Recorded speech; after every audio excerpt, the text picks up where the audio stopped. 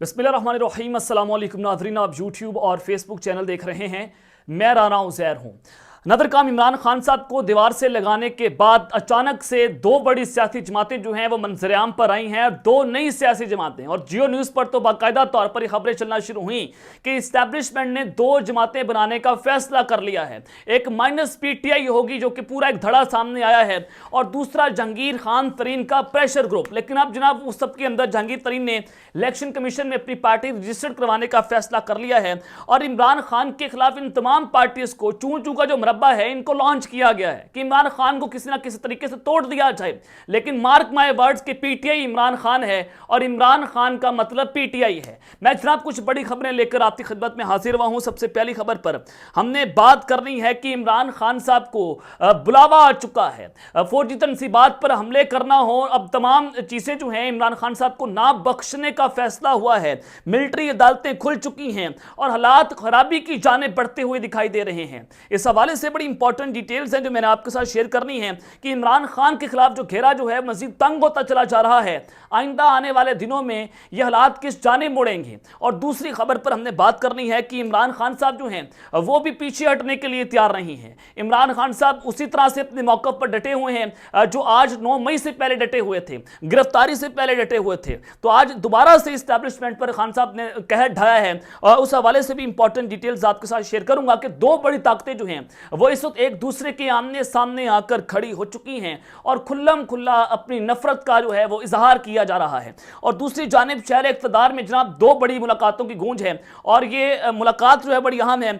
किन किन के दरमियान ये मुलाकात हुई है और इसकी वजह क्या है, इस पर भी बात करनी है। लेकिन अगर आपने चैनल को सब्सक्राइब नहीं किया, चैनल को आपने सब्सक्राइब कर लें, बेल आइकन को दबा दें। आने वाली तमाम तरह अपडेट्स आपकी खिदमत में पेश होती रहें। नादिर काम इस वक्त माइनस इमरान खान पर काम जारी है, और लंदन प्लान के मुताबिक जो लेवल प्लेइंग फील्ड की बात हो रही थी वो लेवल प्लेइंग फील्ड ये है कि इमरान खान को पाकिस्तान की सियासत से माइनस करके नवाज शरीफ की रीएंट्री करवानी है। तो उस पर काम जो है वो तेजी से जारी है, और सदर पाकिस्तान ने supreme court review of judgment act के जो बिल है वो जनाब पास कर लिया है, उस पर दस्तखत कर दिए हैं और बाकायदा तौर पर उसको मंजूर कर लिया गया है। सेनेट ने जनाब इस बिल को 5 मई को इसकी मंजूरी दी थी, और 26 मई को इस बिल की सदर पाकिस्तान ने तौसीक कर दी है।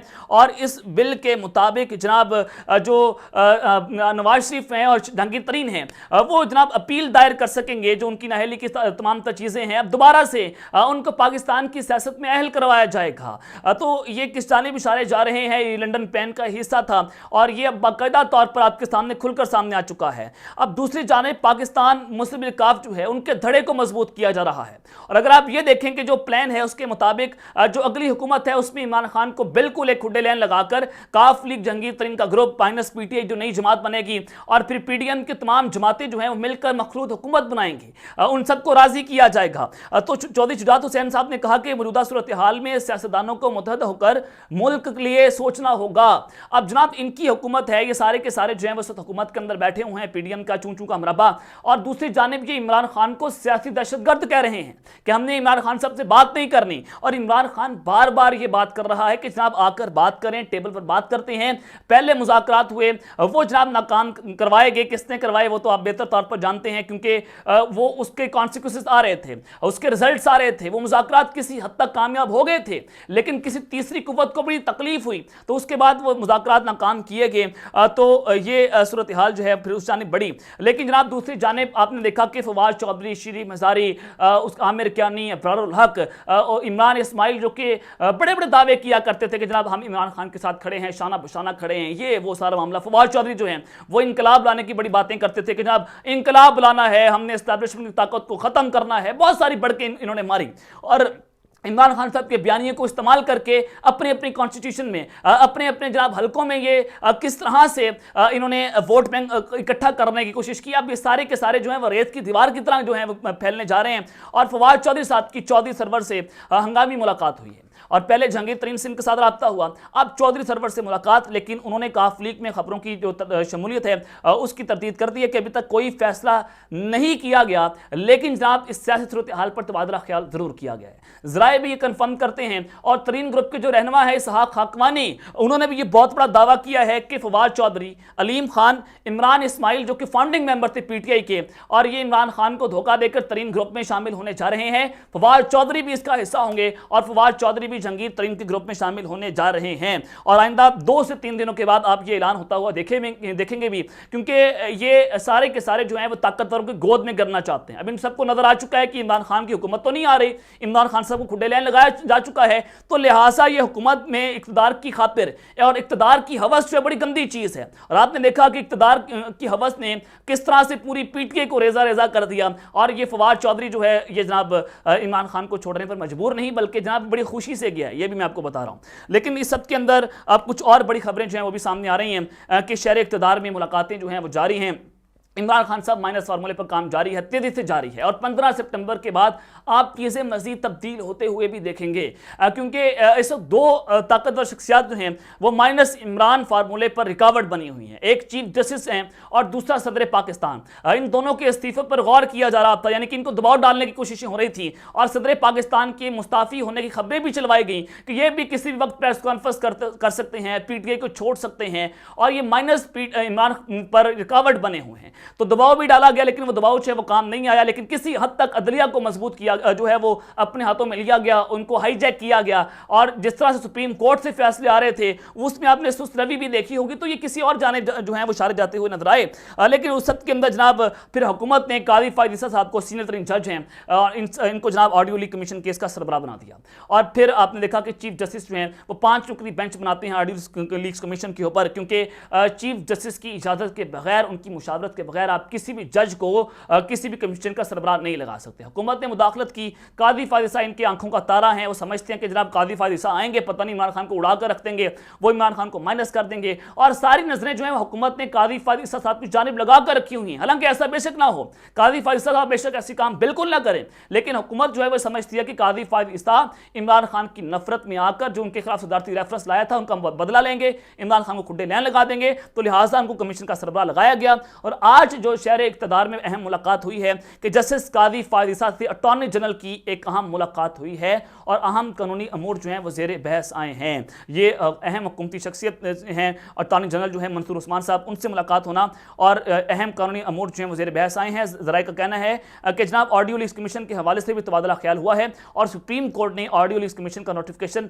मुअत्तल करके हुक्म इम्तना जो है वो भी जारी कर रखा है। तो ये मुलाकात जो है वो बहुत अहम है, इसकी टाइमिंग बहुत इंपॉर्टेंट है कि एक जानिब तो अदालतों के जरिए खान साहब ने कहा कि भुट्टो मॉडल 2 लगाने की कोशिशें मेरे पर होंगी, यानी कि अदालती कत्ल जिसको कहा जाता है, जुडिशियल मर्डर, उसके नाम लिए गए भुट्टो के दौर में। लेकिन जनाब उस सब के अंदर ये मुलाकातें जो हैं वो तो एक जानिब जारी हैं, लेकिन इमरान खान साहब जो हैं उनको इस वजह से तोड़ा गया, उनको ये मेंटली टॉर्चर करना चाहते थे। खान साहब को जनाब ये अलग करना चाहते थे, उनके असाब तोड़ना चाहते थे कि पार्टी तोड़ दी। पार्टी तोड़ने के बाद आपने देखा कि प्रेस कॉन्फ्रेंसेस हुई, इमरान खान को गद्दार साबित करने की कोशिशें हुई, दीवारों पर जनाब वॉल ऑफ शेम कहा गया, लेकिन पब्लिक रिएक्शन भी आपने देखा कि पब्लिक ने इसको फाड़ के रख दिया कि जनाब हम इमरान खान को गद्दार नहीं समझते, कि तुम फैसला करोगे गद्दार कौन था।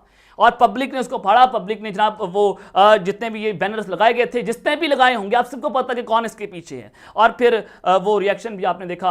लेकिन उस सब के अंदर फिर जनरल आसिम नूरी साहब की तस्वीरें नून लीग वालों ने अपनी उसके साथ लगाई, पैनाफ्लेक्सिस के साथ लगाई, जो एक जानिब तो पाकिस्तान मुस्लिम लीग नवाज के रहनुमा और दूसरी जानिब जनरल आसिम मुनीर, और ये साबित करने की कोशिशें हो रही हैं कि आसिम मुनीर साहब जो है वो पाकिस्तान मुस्लिम लीग नवाज की जमात का हिस्सा हैं, और ऐसा हरगिज़ नहीं है। और पाकिस्तान के आर्मी चीफ को ये कॉन्ट्रोवर्शियल बनाने की कोशिशें हो रही हैं, और इसके ऊपर भी नोटिस होना चाहिए कि एक सियासी जमात जो है वो एक आर्मी चीफ को अपने लिए इस्तेमाल करने की कोशिशें हो रही हैं। लेकिन उस सब के अंदर जनाब जो आज इमरान खान साहब ने इस्टेब्लिशमेंट पर कहर डाया है वो इस बहुत अहम हो चुका है। बहुत सारे लोग समझ रहे थे कि इमरान खान साहब जो हैं वो जनाब अब पीछे हट जाएंगे, वो मुज़ाकरात की जानिब जा रहे हैं, वो कमज़ोर हो चुके हैं। लेकिन आज इमरान खान साहब ने नया सवाल उठाया है, उन्होंने कहा कि इस्टेब्लिशमेंट किस तरह मुल्क को मुकम्मल मौशी तबाही की जानिब जाने दे सकती है। ये कैसे हो सकता है कि पाकिस्तान के ताकतवर हल्के जो हैं वो मुल्क को माशी तबाही की जानिब लेकर जा रहे हैं, क्योंकि IMF पाकिस्तान के साथ डील करने के लिए तैयार नहीं है। तो ऐसा हरगिज़ नहीं होना चाहिए। तो PDM का एजेंडा जो है वो एक ही एजेंडा है, 1 पॉइंट एजेंडा के तरीके इंसाफ व खात्मा। तो इमरान खान साहब ने कहा कि इन्होंने PTA का खात्मा करने की हरगिज़ कोशिश की है, लेकिन जब नजरिया जो है वो खत्म ना हो तब तक आप एक सियासी पार्टी को जो है वो खुले लाइन नहीं लगा सकते। तो एक जानिब तो ये सारा कुछ हो रहा है, लेकिन दूसरी जानिब इमरान खान साहब जो हैं वो मुज़ाकरात की पेशकश भी कर रहे हैं। उन्होंने कहा कि सदर पाकिस्तान सदर आरिफ अलवी साहब को जो है वो जनरल आसिम उनको रब्ता नहीं करते, उनका जवाब नहीं देते। अगर जनाब सदर पाकिस्तान जो है उनके साथ रब्ता करें तो ये एक बहुत बड़ा इल्ज़ाम लगाया गया। और फिर खान साहब ने 7 रुकनी कमेटी जो है उसको तश्कील दी कि मुज़ाकरात किए जाएँ, लेकिन हुकूमत कहती है कि इमरान खान तो सियासी दहशतगर्द है, हम इसके साथ मुज़ाकरात करने के लिए तैयार नहीं हैं। लेकिन जनाब उस सब के अंदर जो आज सबसे बड़ी खबर है कि इमरान खान साहब को जो बुलावा आया है, मिलिट्री कोर्ट्स लगी आपने देखा, और फिर उस सब के अंदर जो बुलावा आया है उसने इस बड़े सवालिया निशान खड़े करके रखती है कि इमरान खान साहब को ना बख्शने का फैसला हुआ है। आप सबके सामने 2 बड़ी ऑफर्स खान साहब को दी गई थी, 3 ऑप्शन आप उसको कह सकते हैं कि या तो इमरान खान साहब जो हैं वो मुल्क छोड़कर चले जाएं, कि खान साहब बिल्कुल सियासत से किनारा कशी कर लें, मुल्क छोड़कर चले जाएं, वो सियासत के ऊपर बात ना करें, 2 साल के लिए वो एग्जाइल जो है वो उसमें चले जाएं, यानी कि जिला वतनी जो है वो इख्तियार कर लें। लेकिन इमरान खान साहब ने मुल्क ना छोड़ने का फैसला किया। उन्होंने 2 टोक ऐलान किया कि मैं यहां पर ही मरूंगा, पाकिस्तान में ही रहूंगा, पाकिस्तान छोड़कर नहीं जाऊंगा, चाहे हुकूमत हो या ना हो, इख्तियार मिले या ना मिले। और फिर खान साहब को कहा गया कि अगर आप मुल्क नहीं छोड़ सकते तो आप आर्मी एक्ट के लिए तैयार रहें, आप फिर जनाब जो है वो आप जो है मिलिट्री एक्ट के लिए तैयार रहें, आपके ऊपर सीक्रेट एक्ट लगाया जाएगा, आपको गद्दार कहा जाएगा। 1971 की तारीख जो है उसको धराने की कोशिश हुई। और फिर इमरान खान साहब ने यह भी बात की कि जनाब मुझे भुट्टो मॉडल 2 भी लगाया जा सकता है। जब उन्होंने साथियों से मुलाकात की उसमें उन्होंने बात की जनाब भुट्टो मॉडल 2 लगाकर जुडिशियल मर्डर यानी कि अदालती कत्ल मेरा हो सकता है, और अगर यह भी ना हुआ तो उनको रास्ते से भी हटाया जा सकता है। ये प्लान भी मौजूद हैं। तो उस हद के अंदर जनाब सबसे पहले आपको एक और खबर दे देता हूं कि GHQ हमला केस में 8 मुलजिमान को मिलिट्री कोर्ट्स के हवाले करने की दरख्वास्त मंजूर कर ली गई है, और मुलजिमान को सीक्रेट एक्ट की दफा 3, 7 और 9 आर्मी एक्ट के तहत मुलव्विस पाए गए हैं, और मुलजिमान को ट्रायल के लिए कमांडिंग ऑफिसर के हवाले कर दिया गया है, यानी कि फौज के हवाले कर दिया गया है। और अब इनकी सजा यानी कि अब इस पर कोई रिव्यू पिटीशन भी आप दायर नहीं कर सकते, नजरसानी भी नहीं कर सकते, और ये जो है वो हालात बड़े गंभीर होते चले जा रहे हैं। और दरख्वास्त जो है वो deputy prosecutor general Malik Rafaqat Ali की जानिब से दायर की गई थी, और अब इमरान खान साहब जो हैं उनको भी बुलावा आ चुका है। जना हाउस और अस्करी तनसीबात जलाओ घिराव केस में तफ्तीश के लिए GIT ने चेयरमैन PTI इमरान खान को कल 4 बजे तलब कर लिया है। और जराये के मुताबिक जना हाउस और अस्करी तनसीबात जलाओ घिराव ये केस है, और ये इमरान खान साहब को कल GIT ने तलब कर लिया है, और DIG कामरान की सरबराही में GIT ने यह तलब किया है, और इमरान खान को DIG इन्वेस्टिगेशन ऑफिस किला गुज्जर सिंह तलब किया गया है। और 9 मई के वाकयात के हवाले से खान साहब से GIT तफ्तीश भी करेगा। इमरान खान थाना सरवर, शादमान रेस कोर्स और दीगर थानों में मुकदमात इमरान खान साहब के ऊपर दर्ज किए गए हैं। लेकिन जनाब आपने समझना है कि जो मिलिट्री कोर्ट्स हैं यानी कि जो मिलिट्री एक्ट लगाया जाता है इसकी कम से कम सज़ा वो सज़ाए मौत इसको कहा जाता है, संसार होना, उम्र कैद सज़ा, ये कम से कम सज़ा होती है, और आप इसके ऊपर अपील भी दायर नहीं कर सकते। यानी कि अगर आप सुप्रीम कोर्ट के अंदर ये सारा मामला होता है। लेकिन फिर सवाल ये पैदा होगा कि क्या ये मिलिट्री एक्ट जो है क्या वो एक सिविल पर्सन के ऊपर लगाया जा सकता है, क्योंकि जनाब ये आइन और कानून तो ये बेहतर तौर पर कहता है कि जनाब जो ऑफिसर्स यानी कि जो हाजिर सर्विस फौजी या ऑफिसर या सिपाही कोई भी रैंक का हो, उसके ऊपर जनाब ये कानून जो है उसका इतलाक होता है, ये किसी सिविल बंदे के ऊपर नहीं लगाया जा सकता। तो ये सुप्रीम कोर्ट में इसको आप चैलेंज कर सकते हैं, इस्लामाबाद हाई कोर्ट के अंदर, किसी भी हाई कोर्ट के अंदर आप इसको चैलेंज किया जा सकता है। लेकिन इमरान खान साहब को इसमें बुलाया गया है। खान साहब ने बड़ा वाज़ेह तौर पर कहा कि जनाब मैं इसके ऊपर तहकीकात या तफ्तीश के लिए हाजिर होने के लिए तैयार हूँ। तो ये इमरान खान साहब को इसके अंदर ब्लैकमेल करने की कोशिश हो रही हैं, और हुकूमत ने ECL के अंदर इमरान खान का नाम डाल दिया है। लेकिन डील करने की कोशिश होने की इमरान खान साहब नवाज शरीफ की तरह लिख कर दें कि जनाब मैं मुल्क से जा रहा हूँ, लेकिन ऐसा होने वाला नहीं है। अब तक लेते हैं, अपना ख्याल रखिएगा। रख रहे हैं अल्लाह निगहबान, पाकिस्तान जिंदाबाद।